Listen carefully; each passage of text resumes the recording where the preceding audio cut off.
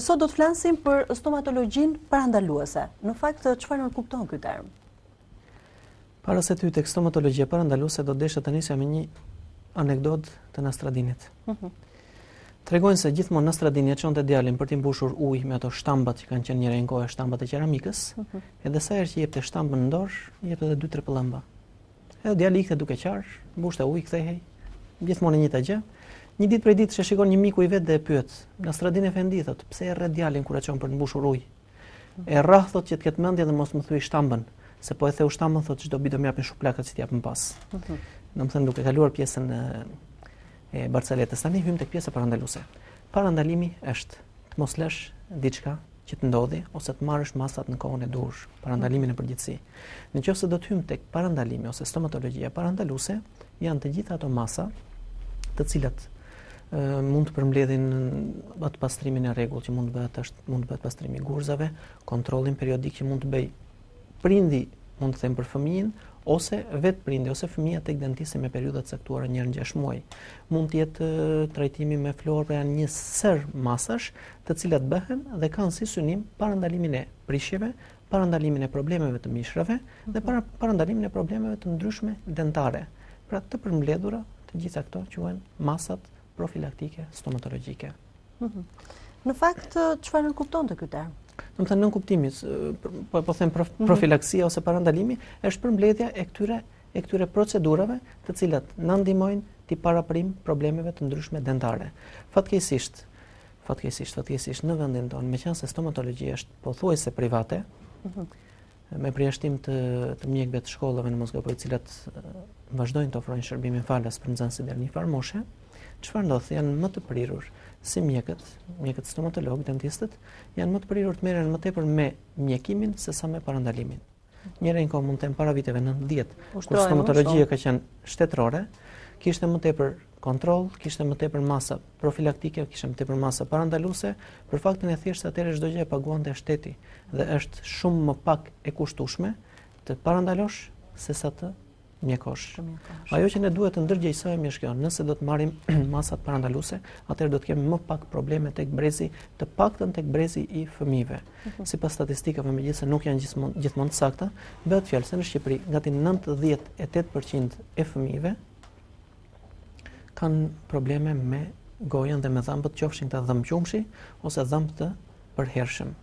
Ndërsa po të shikohet në vendet e zhvilluara kanë arritur e kanë minimalizuar ose e kanë ulur në përqindje të pakonsiderueshme të sasinë e prishjeve. Për të mos cekur shembull në vendeve të ulta, janë Pays-Bas që i bie Belgjika dhe Hollanda, kanë pasur një program 5 vjeçar në të cilën kanë nisur me fëmijët e porsalindur, që normalisht niset mbas muajit 6 të lindjes, kanë nisur programin e florifikimit të ujrave të ujit që ata pinin.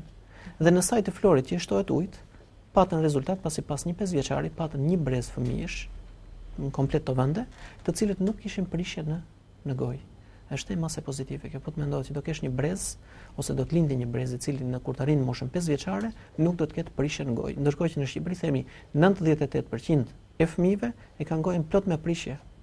Çfarë pasojësh negative do të sjellë? Kjo pasojat negative janë e para, meqense po jetojmë në atë periudhën po them të krizës, është kosto për familjen.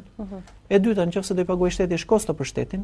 E treta është probleme mjekësore, sepse do fillojnë të kenë probleme me ngrënie, nuk do hanë, nuk do ushqejnë siç duhet, dhe veçanërisht për fëmijët kjo është tema e problematike, se është mosha kur trupi zhvillohet më shpejt dhe ka nevojë për një ushqim të shëndetshëm, të balancuar dhe të përtypur mirë. Pikë tjetër do janë traumat psikologjike, pse se do fillojë do ketë dhimbje, nuk do pranojë ose do pranojë të shkojë tek dentisti, pra kemi një mori faktorësh të cilët vetëm sa e përkeqësojnë gjendjen. Nëse do të tregohet kujdesi i duhur, e lëm ndikimin, fatkeqësisht tu nuk ka florifikim të ujit të pishëm, atëherë të paktën të marrim vetë prindrit masat për fëmijë duke i bërë kontrollin. E para, kontrolli i thjesht nis në shtëpi, në momentin që fëmijës fillojnë të dalin dhëmbët, vetë prindi duke hapur gojën mund të bëjë një mini kontroll për të parë nëse ka nxirje, nëse ka grobza ose fillime të lehta prishjesh, dhe mbas mund të drejtojë dentistit, kontrolli i parë.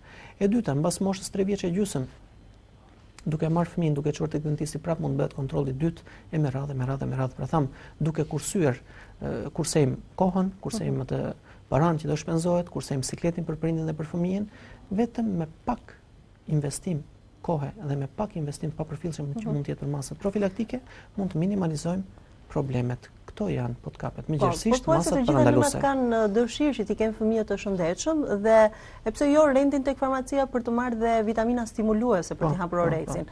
Në fakt, jo të gjitha dinë se çfarë duhet të marrin për fëmijët për të patur dhëmë të shëndetshëm. Çfarë duhet marrin në farmaci?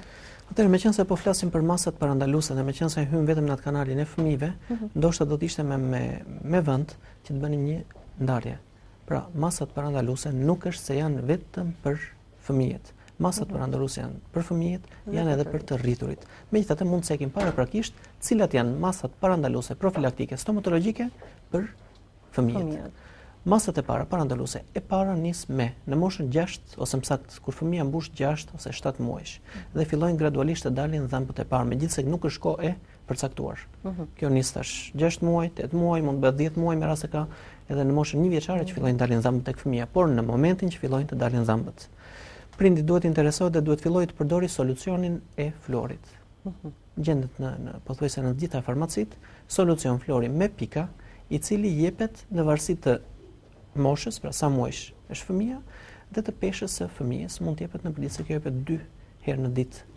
Në mos gaboj, numri pikave është në varësi të peshës edhe të moshës. Dobia më e madhe do të jetë duke marrë me pika bashkë me ushqimet, kjo do të ndihmojë pse se në gojë kanë dalë dhëmbët dhe fillojnë të përcithin një pjesë të fluorit dhe kjo ndihmon në mbrojtjen nga prishjet. Pjesa tjetër e fluorit që kalohet në stomak më pas kalon një pjesë e tij në gjak dhe kjo do ndihmojë pasi kalon në sistem dhe vetë trupi e çon tek dhëmbët dhe ndihmon në daljen e dhëmbëve të tjerë. Këto janë dobit më të mëdha. Ndihmon në parandalimin e prishjeve dhe ndihmon në daljen e dhëmbëve të tjerë. Kjo si procedurë nis tash nga 6 muajsh ose me fillim me daljen më saktë të dhëmbëve të parë tek fëmia dhe mund të vazhdojë deri në moshën, ka disa ekspertë që thonë 12 vjeç, të tjerë thonë deri në moshën 16 vjeçare. Pra 12 vjeç është koha kur pothuajse përfundon ndalja e gjithë dhëmbëve, ndërsa 16 është koha kur përfundon dhe ndalja në përgjithësi edhe mballëve të pjekurisë. Dhe në këtë moshë me sistem e pika? Sistemi pika më tepër është i preferueshëm deri në moshën 6 vjeçare. Në moshën 6 vjeçare kur fillojnë të dalin dhe mballët e përhershme, gjashtat, në atë kohë kalohet në sistemin e fluorit me tableta. Në përgjithësi jepen një tablet 1 mg, e cila jepet një herë në ditë në darkë. Fëmia këta e pëlqejnë pse se kanë një shije të deri diku të ëmbël, nuk është e keqe, jepet në darkë, nuk e për ty, por lihet në gojë që tretet gradualisht, në mënyrë që dhe vetë dhëmbët të përfitojnë në pjesën sipërfaqen e jashtme, por dhe pjesa tjetër të kalojnë në sistem, pra të kalojnë në gjithë trupin dhe të përhapet dhe të shkojnë në gjithë organizmin. Kjo është marrja e fluorit që mund të vazhdojë thash deri në moshën 16 vjeçare. Meqenëse të cekën fluorin që të mund mos e harroj kur të flas më pas për profilaksin tek të rriturit, edhe tek gratë shtatzana në mbas muajit të 5 të shtatzanisë këshillohet marrja e tabletave të fluorit me të njëjtën sasi, tableta fluori 1 mg, e cila merret një herë në ditë deri në fundin e shtatzanisë, pasi aty jep dobi duke parandaluar ose minimalizuar problemet e gojës. Kjo ishte pjesa e përdorimit të fluorit tek fëmijët. I bie prindit si detyrë, meqense tash uji nuk fluorifikohet këtu. As uji i rrjetit, as edhe uji i shkollave. Kështu që ngelen dy mundësi, fluori mund të merret me anë të solucioneve ose tabletave, ose mund të merret nga pastat.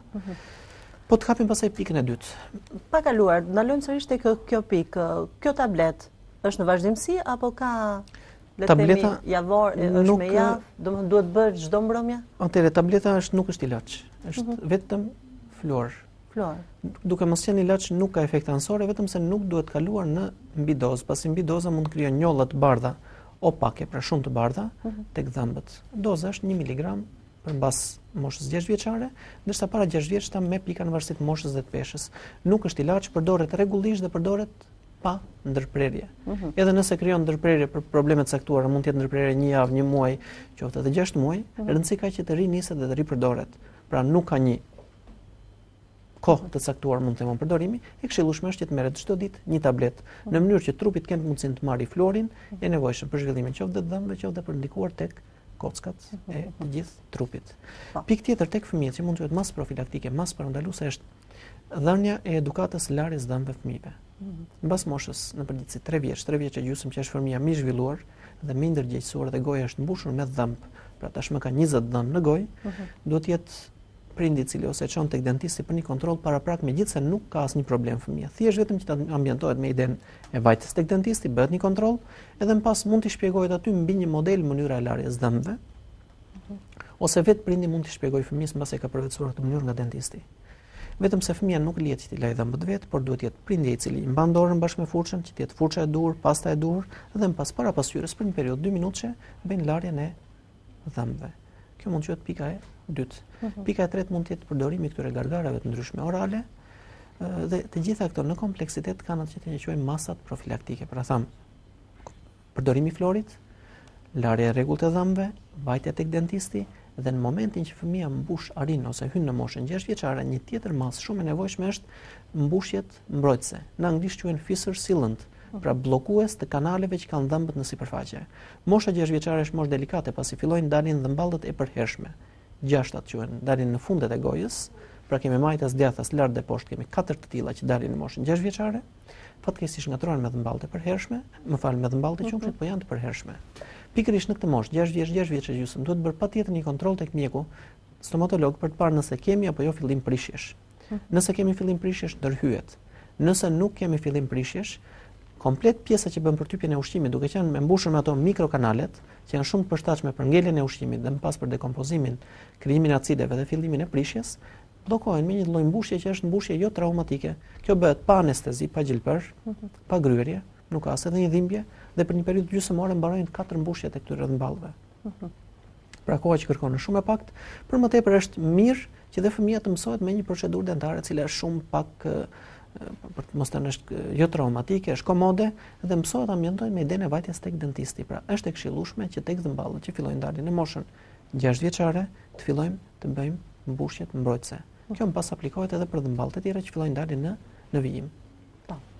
Atëherë trajtuam kategorinë e fëmijëve. Ndalojmë tani tek mosha tjetër.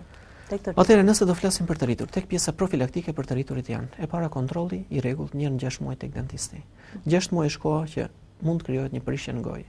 Nuk duhet presim që të bëhen zgavra, nuk duhet presim që të fillojnë dhimbjet ose që dhëmbët të thyhen. Nëse unë sot bëj një kontroll, dhe mbas 6 muajsh shkoj për të bërë një kontroll dytë, me gjasa ka shumë mundësi, nëse unë nuk kam bërë larjen e rregullt të dhëmbëve ose nuk kam treguar kujdesin e duhur, ose nëse jam i prirur ndaj prishjeve, ka shumë mundësi që mund të kem fillime të lehta prishjesh. Nëse do të shkohet në një periudhë të duhur, pra nëse do të shkohet çdo 6 muaj ose mund të them maksimalisht një herë në vit tek dentisti, ekziston mundësia që ato fillimet e prishjeve, nëse janë në fazën kur nuk nevojitet mbushje, mbas atij pastrimit të gurzave dhe mbas florifikimit që bëhet tek të rriturit, duhet të cekim edhe këtë. Florifikimi në moshat e vogla bëhej me ilaçet me florin që merret nga goja, por gjithashtu është dhe një masë që bëhet në klinik çdo 3 muaj ose çdo 6 muaj, florifikim i dhëmbëve, qoftë të qumshit, qoftë dhe dhëmbëve të përhershëm, që kjo nuk ka limit moshe. Është e këshillueshme dhe kjo të bëhet për faktin se forcon zmaltin e dhëmbit dhe ul ndjeshmërinë që mund të ketë mbas pastrimit të gurzave dhe minimalizon mundësinë e prishjeve.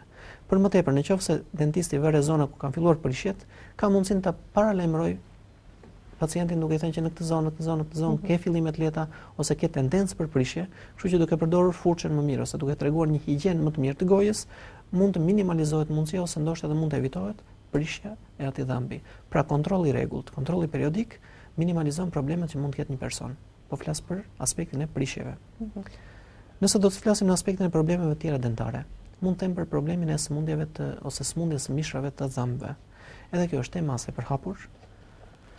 Bëhet fjalë që në fazën e parë gati 90% e popullsisë vuan. Në fazën e parë që është gingiviti, është thjesht inflamacioni ose acarimi i mishrave, gjakosja, skuqja. Kjo nuk është shumë e rrezikshme, por nëse nuk tregohet kujdesi, kalon atë fazën e dytë që është periodontit. Pra tani kemi inflamacion, kemi problemin me mishrat, kemi problemin me kockën që rrethon mishrat, kemi shumë gurza në gojë dhe nëse nuk bëhet këtu pastrim, trajtim dhe mësimi ose mësak dentisti mëson pacientin se si do të bëj pastrimin e gojës në ato zona ku ka probleme, çfarë do ndodhi me kalimin e viteve? Quhet sëmundje tinzare pasi nuk jep dhimbje, nuk jep shqetësime.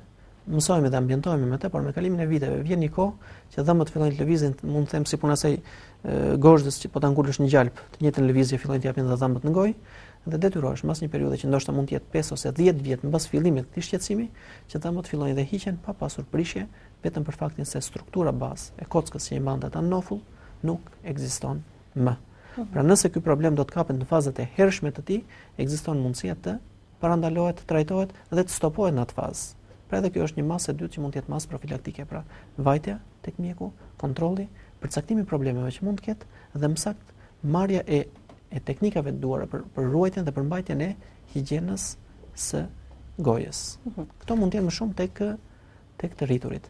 Nëse pastaj do të hym tek nëndarjet, specifikuan për gratë shtatzana, thanë problemin që mund të kenë me mishrat, trajtimin e mishrave, mund të kenë nevojë ose kanë më saktë nevojë për marrjen e florit mbas muajit 5 të shtatzanisë, kanë nevojë për një higjenë më të mirë të gojës, meqense rriten problemet si ndryshimi i ciklit të hormoneve në gjithë trupin. Pastaj mund të kemi prap masa parandaluese tek sëmundje të caktuara, mund të jenë pacientë të caktuar që marrin trajtim me ilaçe, mund të jenë pacientë diabetik që kanë probleme me tharjen e gojës, mund të jenë pacientë që kanë pasur një tumor ose që marrin mjekim qoftë me oral, qoftë kemioterapi nga goja ose qoftë me rreze, dhe tek ta ka masa specifike të cilat gjithmonë hyn tek masat parandaluese. Po. Në fakt, ju si mjek stomatolog tashmë u bën disa vite në këtë profesion dhe dua të di cili është mentaliteti i popullsisë shqiptare në lidhje me stomatologjinë parandaluese.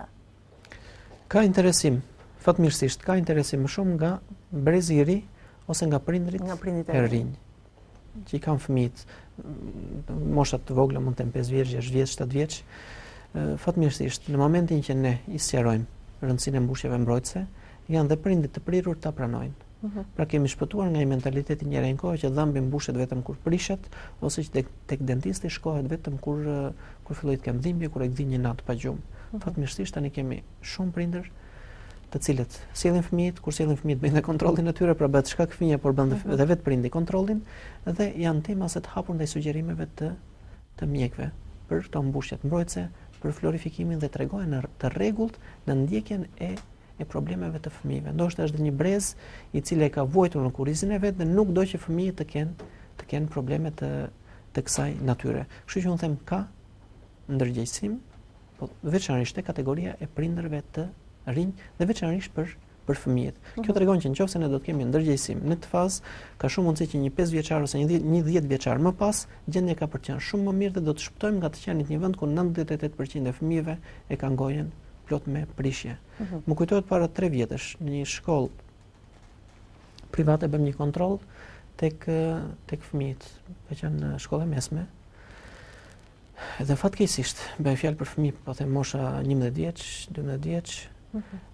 Fatkeqësisht, pothuajse të gjithë fëmijët ose i kishin të hequra dhëmballët të cilat dalin në moshën 6 vjeçare, pra bëhet fjalë një harkor kanë dalë 6 vjeç, brenda një harkor maksimumi 6 vjet, ose të dëmtuara, të thyera me heqje nervi, me mbushje shumë të mëdha, ose krejt që mungonin. Dhe kjo ndoshta është për atë mungesën e informacionit dhe mos tregimin e kujdesit të duhur. Kjo tregon pra thash atë. Atëherë, a mund të jetë një bashkëpunim me Ministrinë e Arsimit për të patur kështu një lëndë mësimore për të funksionuar në një farë mënyrë dhe klinika dentare tashmë në shkolla që nuk e dinë nëse ekzistojnë? Në disa, edhe unë nuk është se kam informacion shumë detajor, me aq sa di, në disa shkolla ose normalisht shumicën e shkollave ka klinika dentare të cilat të paktën bëjnë kontrollin rutin një herë në 6 muaj të fëmijëve.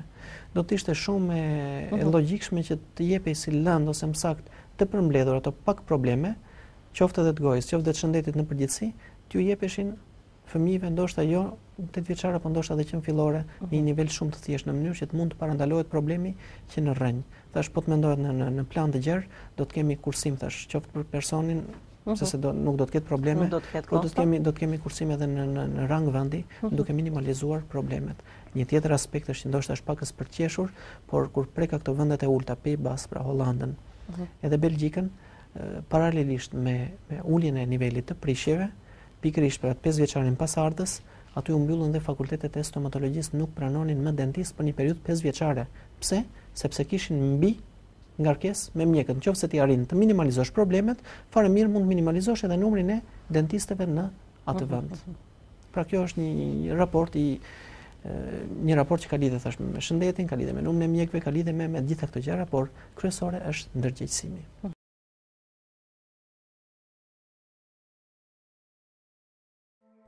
Shëndeti nuk vjen tek ju. Ju duhet të shkoni te shëndeti. Klinika Dentare Vrioni ofron cilësi, metodat më të fundit mjekësore dhe sjell për herë të parë në Shqipëri metodat hollywoodiane të stomatologjisë estetike. Hipnoza mjekësore dhe teknikën e sedacionit. Shërbimi specializuar për fëmijët, implantologji, kirurgjia orale, ortodonci, trajtimi sëmundjeve të mishrave të dhëmbëve. Klinika Dentare Vrioni.